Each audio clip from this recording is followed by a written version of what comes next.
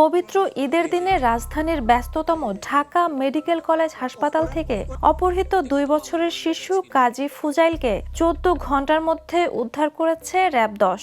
একই অভিযানে গ্রেপ্তার করা হয়েছে মূল অপহরণকারীকে। দ্রুত এই অভিযানে স্বস্তি ফিরেছে পরিবারে। 22 মার্চ ভোররাতে যাত্রাবাড়ির ধলপুর এলাকা থেকে শিশুটিকে সুস্থ অবস্থায় উদ্ধার করা হয়। র‍্যাব জানায়, পবিত্র ঈদ উল ফিতরের দিন দুপুরে ফুজাইল তার মা ও খালার সঙ্গে অসুস্থ নানিকে দেখতে ঢামেকে যায়। দুপুর প্রায় 2টা 58 হঠাৎ করে শিশুটি নিখোঁজ হয়ে যায়। অনেক খোঁজাখুঁজির পরেও না পেয়ে পরিবারের মধ্যে আতঙ্ক ছড়িয়ে পড়ে। এর কিছুক্ষণ পরই একটি অজ্ঞাত নাম্বার থেকে ফোন করেন অপহরণকারীরা। তারা শিশুটিকে ফিরিয়ে দেওয়ার জন্য 3.5 লাখ টাকা মুক্তিপণ দাবি করে এবং অগ্রিম 50,000 টাকা দিতে চাপ দেয়। ঘটনার পর ফুজাইলের বাবা মোহাম্মদ মাজহারুল ইসলাম শাহবাগ থানায় মামলা করেন।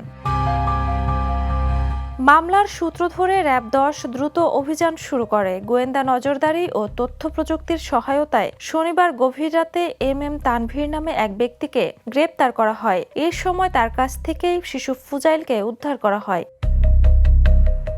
প্রাথমিক জিজ্ঞাসাবাদে র‍্যাব জানতে পারে তানভীর পরিকল্পিতভাবে হাসপাতাল থেকে শিশুটিকে অপহরণ করে। পরে পরিবারের কাছে ফোন করে মুক্তিপণ দাবি করে। শিশুটি বারবার মায়ের কাছে যাওয়ার জন্য কান্না করলে তাকে বিভিন্ন খেলনা ও খাবার দিয়ে শান্ত রাখার চেষ্টা করেছিল অপহরণকারীরা। র‍্যাব জানিয়েছে, গ্রেপ্তারকৃত আসামির বিরুদ্ধে আইনানুগ ব্যবস্থা গ্রহণের জন্য তাকে সংশ্লিষ্ট থানায় হস্তান্তর করা হয়েছে। Desk report, the news.